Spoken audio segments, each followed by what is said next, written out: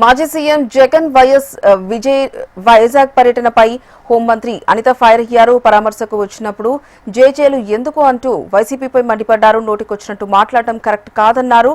రాజకీయంగా కొన్ని సందర్భాల్లో పొలిటికల్ ఎథిక్స్ పాటించాలని హోంమంత్రి అనిత సూచించారు.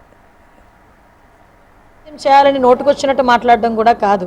ఇమీడియట్గా రెస్పాండ్ అయ్యి ఎమ్మెల్యే గారు అక్కడ ఉన్నారు, నేను ఇమీడియట్గా వాళ్ళతో పాటు వీడియో కాల్లో మాట్లాడాను, వాళ్ళకి ధైర్యం చెప్పాము.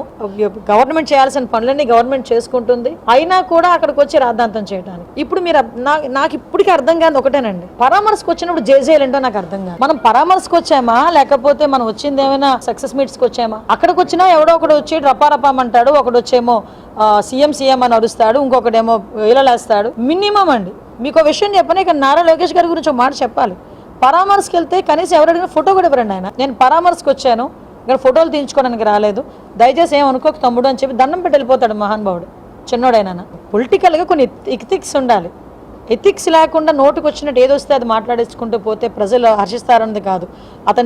అతను వచ్చినా రాకపోయినా మేము చేయాల్సిన పని మేము చేస్తాం. ల్యాండ్ గ్రాబింగ్ ఎక్కడ